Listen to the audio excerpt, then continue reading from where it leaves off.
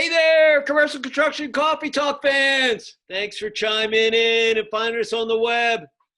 My name's David Corson. I'm your host. I'm also the publisher and editor of Commercial Construction and Renovation magazine. Thanks for chiming in, finding time to listen to our episode this evening. Hope you all had a great weekend. I'm in hot Atlanta. Sizzling hot here in the dog days of summer. Oh man, is it hot. But you know what? Things are kind of settling down. Craziness is, you don't hear too much. We still have the COVID, so I'm still washing my hands, not touching my face, wearing the mask, and trying to stay cool. Thank God for air conditioning. Got a great episode tonight. One of my favorite persons that I've invited on to, and I know he's been wanting to get on the show forever, so we invited him on. He's a jack of all trades. He's a husband. He's a grandpa. He's a drummer. He's a photographer. He's a drone pilot. And he probably has some other stuff there that I don't even know about. Anyway, his name is Robert Biggs. He's the owner of Phoenix Drone Pros. Say hi, Robert, to our listeners. Hey, David, how you doing? It's so good to see you tonight. Hey, we appreciate you finding time because I know you're a very busy man. And Robert also is the husband of my partner, co-founder of Lead Up for Women, Colleen Biggs. So Robert and I were kind of like brothers on the road last year. We did 10 luncheons and all across the country, and he was our videographer and photographer for all that. And we appreciate all the great stuff, pics and videos that he took of our luncheons. And he attended our summit back in January and knows a lot about us. And so we thought that we'd invite him on there because obviously drone photography, it's technology, it helps with project management, it's collaboration, you get to see things that you can't. It's just it's a really cool gig, and it can help you with all the projects. Hopefully you'll be able to take one nugget tonight from Robert and be able to apply it to any of your projects, whether they're newer renovation out there. So Robert, basically, we want to know your story. I kind of prefaced you already. You have all these things, but we want to know where you grew up. How you became a drummer. How you got into business and how you founded Phoenix Drone Pros and all that exciting stuff about Robert Biggs. Exciting stuff. The floor is yours. All right. That's fantastic. It's really not that exciting. Born in Mesa, Arizona. And yet it's burning hot out here, David. It's like 110 degrees. It's a dry heat. Come on. It's not humid. Exactly. It's not bad. But born in Mesa, man. My whole family, we had 7 kids. We're all born in Mesa. And all my kids live in Mesa. All my grandkids live in Mesa. I got one in Virginia, and she's moving out here in a month. So good to go, man. But I went to Westwood High School, Westwood Warriors. If anybody knows where that is. It's classic high school in Mesa. But that's where I started playing drums. My mom made me play piano, made me play the cello and the bass, and then finally let me play drums, which was my love of my life. So from there, I've been playing drums my whole life. And it's one of those things I learned to read music because my mom made me play piano. So I play a lot of musicals like Les Mis or Guys and Dolls, that kind of stuff, playing the orchestra pit. Those are always fun, super fun. I love musicals. So always been into video, always videoed my kids, games, everything. I just love video. And then I got into the drone stuff because when I was in landscaping, I outlined a soccer field that had never been outlined. And I was so excited, I wanted to show the board of directors this photo of this awesome soccer field. You're talking about doing the chalk, right? Yeah, I did the chalk, wheeled it out there. Yeah. Did you do the wheel and all that? Yeah. Oh my God, I had to chalk some fields for lacrosse once. I had to do it by myself. Oh man, and I was lucky. One of the fields had the football line, so it was kind of easy. The other field was just empty, and I had to measure everything out. I mean, it took me forever. But I would have loved to see if my lines were straight, from above. That would have been a great picture, Yeah, you know what I mean. Oh my God, they are straight. You know what I mean? When you mark something like that, you want to see it from above. Yeah. But man, I was like climbing up on a ladder. I couldn't get high enough. And then I don't know where I found out, but somebody told me you can strap a GoPro to a drone and fly it up there. And the GoPro will take a picture like every 10 seconds. And you just fly the drone up, fly it around a little bit, bring it back down, and then maybe you got a shot or not. So it's pretty cool. I ended up getting a fantastic photo. I loved it. So from there, man, I was like, drones are the greatest thing ever. So I think I probably got a little too obsessed with drones because they kind of fired me from that job. And at that point, I was like, Colleen, I'm doing drones full time. This is new. It's going to boom. I'm at the front end. And so it really just took off from there, man. And it was interesting. One of my first clients was the construction, McCarthy Construction Site. Yeah, McCarthy Construction Company. That's a national GC. Uh-huh. They contacted me. Hey, can you take drone photos, progress photos of this site? Yeah, sure. You know, gave me some cheap price. I was so excited. Dude, it took me like 3 months to get through the process for them to allow me to fly on that site. But I tell you, it was the best thing that ever happened because now on, man, I'm good to go with any construction company, man. And I've worked with them forever. Lots of big construction companies. So that's been a good thing for me. Lucky break, man. So when you started out, how did you know what drone to buy? I mean, you know, it started with some, you used to have to build them. So you'd buy a kit, you'd build it, you'd literally strap a GoPro, your phone on it, whatever, and fly it around. But then they came up with, they started getting them more gimbals so you could actually see what the camera was seeing, which helped a ton. And now DJI, Chinese company, comes out with drones that are like all integrated with the camera already, and they're super easy. They're so nice. My drone I use now has a Hasselblad camera. Unbelievable photos and videos. Just phenomenal. And so easy to fly now. How many times did you crash when you were learning how to fly it? Come on. Dude, I just destroyed one like 2 weeks ago. Totally destroyed it, man. I was just bringing it in for landing and just nailed a telephone wire that I thought I was going to miss. But I was just pushing the envelope. I'll wreck one, I don't know, every few months. But when you were beginning, though, I mean, you never had flown one before, right? So you just kind of had to figure out yourself before you went. Yeah. Nowadays they're so computerized and they have GPS and compass, and so they're so stable. If you just let go of the controls, it'll just sit there, you know. They're easy to fly now. But talk about the certification process to get your wings. So after the drones started taking off and the FAA started getting involved because they were going crazy. So they basically came up with that to be a commercial pilot, you have to take a test, costs $150. It's not that difficult. Well, you know, I had to study and I had to learn it. It was stuff I didn't know, but it's basically like ground pilot's license.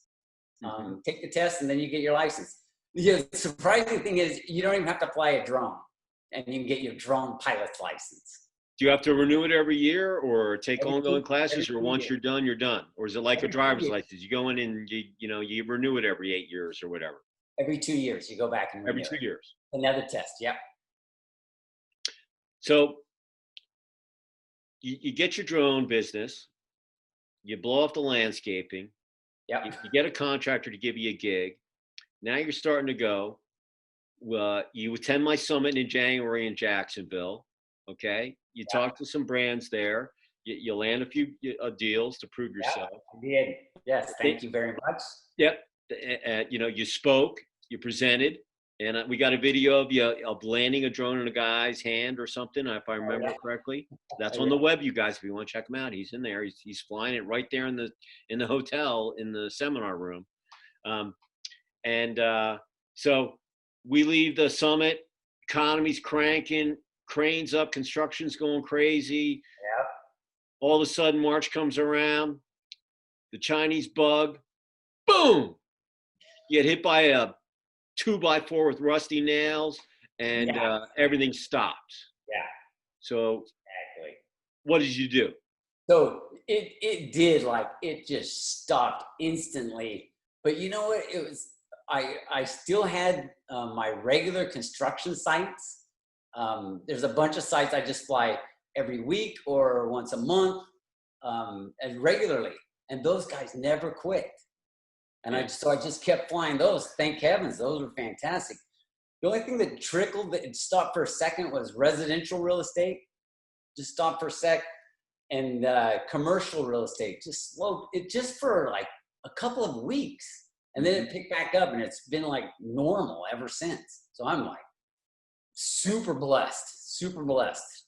Yeah, listen, here in Georgia, they shut the restaurants down, but listen, construction kept on going on. So it really depended on what state you were in and where you were located. So that, that's a positive. And, knowing that you still had stuff in the pipeline, coming out now, Arizona reopened. Now they've, kind of shut down again. There's a little spike. Same thing here in Georgia. We were the first state to open, and now they had the little spike, and now it's kind of leveling out again. And so coming out, do you see some of the contractors getting busier that are out there? Not only looking for your services, but getting back to work. I do. Yeah, it's actually started to pick up noticeably.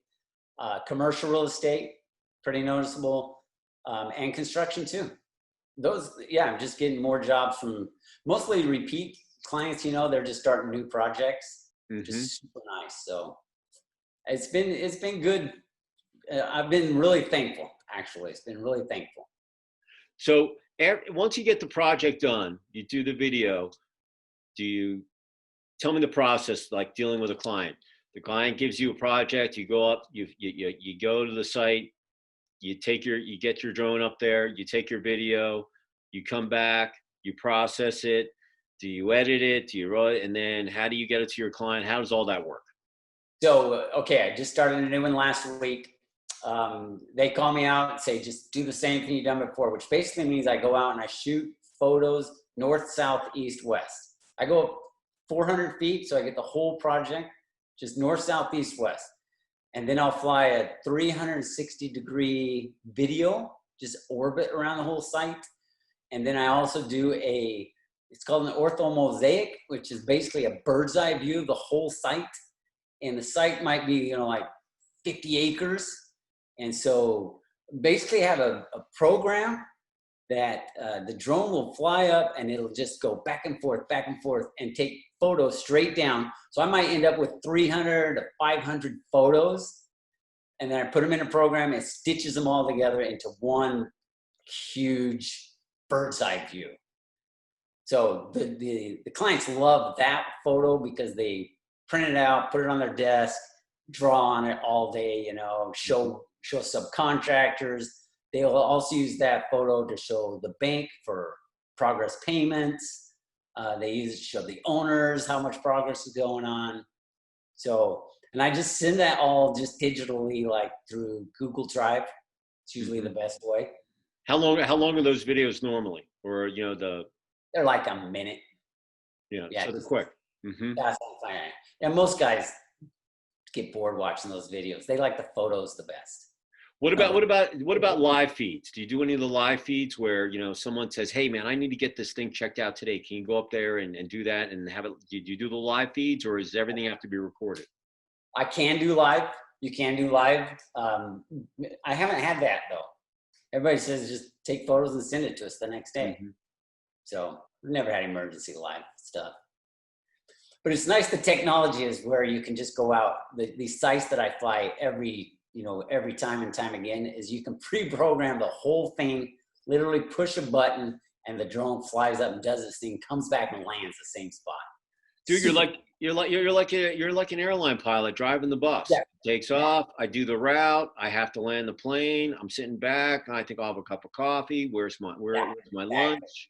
I'm taking a right on Vector 55. Talk to you in 15 minutes. Right? So a couple of weeks ago, I'm doing that. I'm just watching this thing. The drone's coming in for landing. I got my hands on the controls. Everything's Everything's perfect. About 100 feet, the thing just falls out of the air. Literally just comes spinning down and slams on the ground. No batteries? Huh? Batteries run out? No. Everything's legit. Or pick up the pieces, take it to the DJI to repair. We go, what the heck happened? He goes, oh, sometimes they have a glitch in the program. I'm like, what the heck? It could hurt somebody, man. It's crazy. So I know the one year I was going to walk the drone show in Las Vegas, and I know it got canceled this year and so forth. So for those of you listeners out there that really want to find out about, you might see some drone guys at other construction shows, but if you really want to find out about drones and how you can pick it up and everything that you want to know about drones, what's that show? What's it called, Robert? I don't know which one you're talking about. No, the one that was in Vegas at the Rio. I think it was at the Rio the one year. Well, anyway, I don't know. If you want to find out about drones, there are drone shows out there. And if you want to find out how to do those things, my suggestion is that you get, when things get open, even if they do them virtually, it will be something, especially if you're a contractor. I know Robert's a business for himself doing it and so forth, but if you're a contractor or an architect or an engineer, having a person on your staff that has wings would be an asset. Am I correct? Yeah. Yeah, it's unbelievable how accurate measurements the drones can get now. It's amazing, like within centimeters. So they're pretty nice, man. Our photographer of the summit, he had the drone video of our one-on-one meetings and also at our retreat. And I never had that shot before with above. Yeah. And when I got the disc and I opened it up, I was like, oh man, Mike, that is the coolest shot. We got to do that every time. The overhead shot. It's like so much. It gives you a completely different vibe of what's going on. I mean, there are tables and people are sitting there, but it's just a nice overhead view where, and shoot, those ceilings probably 20, 30 feet high. I don't know, but I mean, it's still what a difference it looks like versus getting level pictures versus the overhead. Yeah, I love that view. Totally agree. Yeah. My dad was a pilot and I probably should have been a pilot. My kid, he's going FAA. He's been talking about, we should get a drone and this and that. And I'm like, yeah, it'd be nice to have my wings. So, I don't know. I might dip my toe in there and, see where I'm at. And, but you don't need to get your license. Just get a drone and fly around. I'm trying to do a job by the Phoenix Sky Harbor. And so I called the tower. Back then you had to call the tower and get permission. I'm like, can I fly this? It's right here. And they're like, not a chance in the world. And I'm like, oh, really? They go, well, are you commercial or hobbyist? I go, hobbyist? He goes, oh, okay, then yeah, you can fly there. Just be really careful. I'm like, what the heck? So the hobbyists have more leeway than the commercial pilots, which I'm sure they'll figure that out eventually. Yeah. Well, look, the FAA, they are what they are. Listen, my son, he comes back, he, like I said, he's becoming an FAA mechanic, getting his AMP license. And, some days he comes back from school and he's like, Dad, man, some things make sense and other things don't, I just don't get it. I'm like, look, doesn't matter. You get your license, it's okay. You just follow, but that they want you to do it that way, it's so be it. It's just like I'm a publisher. I deal with the post office. Some of the things that they do, I'm like, that's like this century stuff. Why would you do it that way? It's so much easier doing it this way than it is doing it that way. But I'll do it that way. That's what you want me to do it. Exactly. So what exciting things do you see coming into the, down the road for drones than what's there today? God, you know what the thing I'm getting into now is FPV, which is first person view, where you basically put on the goggles and you fly the drone up and you can just fly around. You can pretend you're flying a plane, basically is what it is. But the racing drones is what is so cool. I'm sure you've seen videos of them. Oh yeah. Oh yeah. They're so eye-catching, man. I think that's the thing that's what I'm working on. I've ordered my racing drone, but it's not here yet. I'm very excited for that. So, folks, you just heard it right here. that out there in Commercial Construction Coffee Talk Land that you might be seeing Mr. Robert Biggs on ESPN flying his racy drone. What is your name going to be? Because I know they all have names. You know, they got the goggles on and whatever. What's your racer name going to be? You gotta never do the racing stuff, man. Huh? No, I just think it's cool. I would do some really cool commercial videos, though. I'll tell you that. Whipping that thing through windows and doors and stuff. That'd be cool. Hey, I think on your website you should put the goggles on and say, "Hey, man, I'm the Red Baron of Phoenix, man. I'm here to fly, man." You know, I mean, I do double flips and the tumble roll and all that stuff. So You've seen that stuff. It's amazing, man. So in Phoenix, though, the economy's pretty good. I mean, right now, even with the close down and stuff. You know, it is. Generally, it's good. The only things that are suffering, like gyms shut down, restaurants are like half open, bars are, if you're just a bar, you're shut down, but if you're like a restaurant and a bar, you're open. Mm-hmm. So they're just wearing masks and plugging through it. So the economy's pretty good. They're trying. Are they going back to school? Yeah, so far they're going back to school. Like August 17th, they're going to be in class. Nice. Yeah. Hey, gotta go to school. That's all I got to say. I don't have kids in there. Do you have kids in school anymore? Just my son. He's graduating FAA, and he's he's been recruited by Delta and all the airlines, and but it's hard to say what's going to happen because this year the reason why all the planes have to be flying is because they have a contract. But at September 30th at 11:59, all the contracts are over. And a lot of the airlines are going to make decisions on what they're going to do as far as how many flights they're mandated right now by the government that they have to have planes in, even though they're empty. Some might be full, half full, some might have one person on it. But come at the end of the year, because the government's budget goes from October to September, then I don't know, January through December calendar year. So at the end of the year, those contracts are gone, and then the airlines are going to make a decision on what they're going to do. They're going to take a look at travel, and then they'll put the appropriate planes in. And the planes, when they sit on the runway, they can't just sit there. They have to be maintained. So, my son has been. They come to the school every couple of weeks and looking for candidates. And I just told him, hey, you go and shake hands with everybody. You get their cards. You make sure you're top of your class, and you'll get recruited.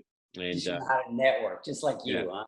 Yeah, he had a airline that ships all the Formula One and NASCAR cars all over the world on the 747, and they're up in Grand Rapids, Michigan, and they got a really cool plane with all the cars. This picture, and I said, dude, listen, I want you to go up there in the middle of winter, and it's like Siberia. Nothing against all you Michiganians up there, but it's cold. Okay, I grew up in Philly in the Northeast. I know it gets cold, but it's cold in Michigan in the winter. And you tell me if that's where you want to, be out there working on the line on a jet. So, but he's, look, he can end up with Southwest or out in Phoenix. He likes Denver, and he's been in Atlanta. Like you, he's been here his whole life. So, but all his buds are here, and if he gets hooked up by a Delta, he would go for it. So, we're we'll take it. It is. First has to get his license, and then that will go in. But I just said every time you get an offer, just put it in the file, and then when you're ready to look at it, you can make that decision. So, but the biggest thing is though, as an AMP, you can work on a jet engine that's in a train, a hospital, anything that's got a turbine, he can work on.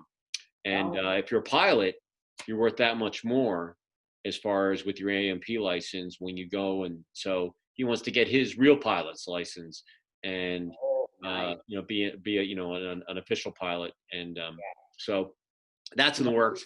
You want to get your pilot's license? What's that? You ever want to get your pilot's license? My dad, he died. He passed away in a plane crash. In '78. Yeah, he was a better pilot than he was in a car. And there are brave pilots, there are bold pilots, but you can't be both.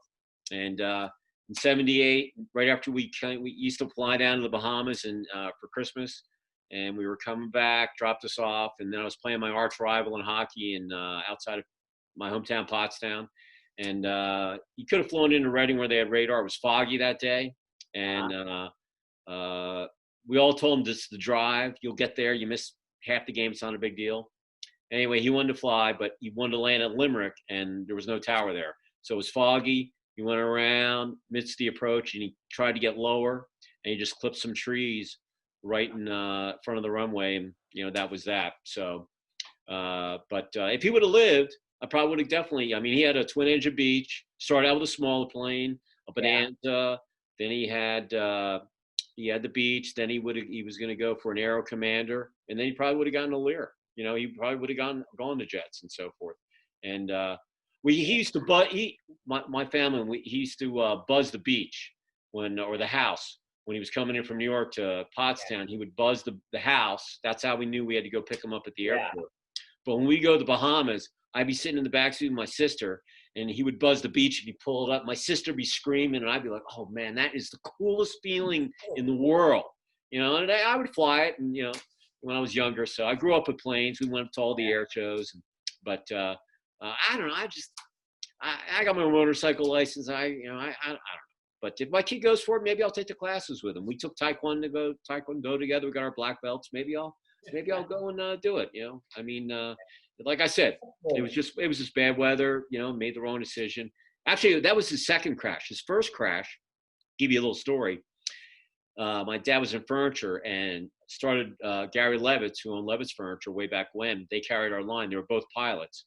And Gary had a P-51 Mustang. And he let my dad fly it one day. And they took off. And when he landed the plane, the runway was too short.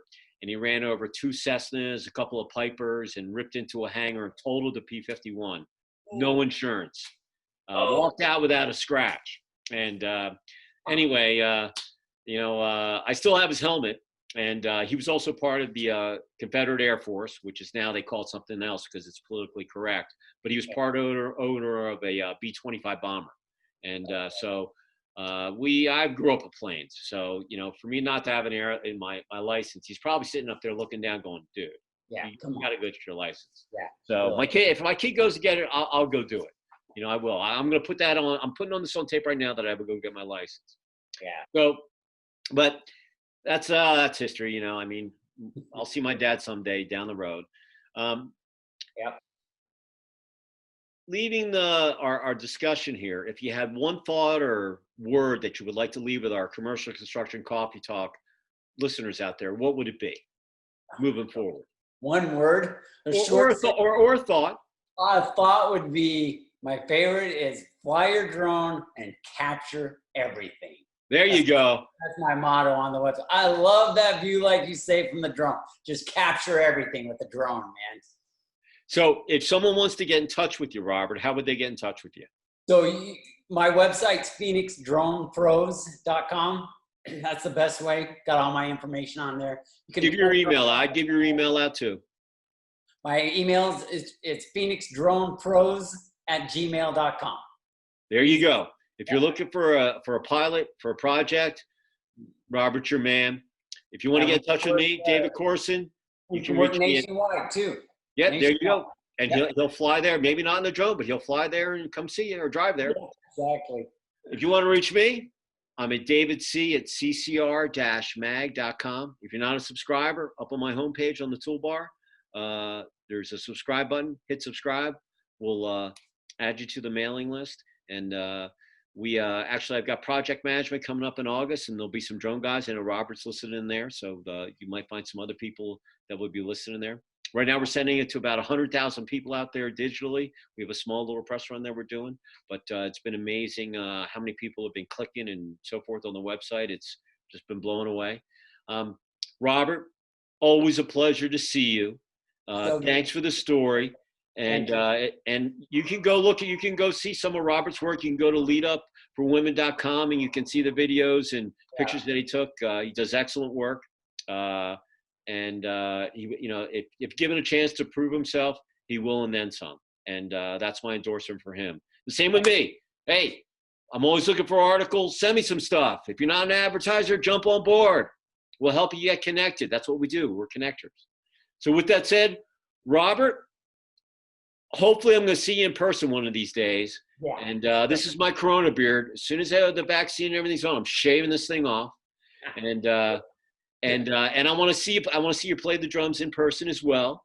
For sure. And so we really appreciate you talking drone, talking flying, talking all that good stuff. For all you commercial construction coffee talk fans, thanks for tuning in. You can find us on Spotify, Apple, and Google. Also, I stream this stuff on our website and our social media. So with that said, it's summertime, so I'm going to say stay cool in the Valley of the Sun out there. I'm going to try to stay cool here in hot Atlanta. And wash your hands, don't touch your face, wear your mask, and be safe out there, okay? We're all going to get through this thing, and enjoy the rest of the summer. Smile, have fun, and spend time with some family. So with that said, say goodnight from Phoenix or Mesa. Sorry about that, Robert. Yeah. Say goodnight. Hey, thanks. Good night, David. Hey, and we'll say goodnight to all you commercial construction coffee talk fans. We'll see you next time. Adios. Have a great rest of the week. See ya.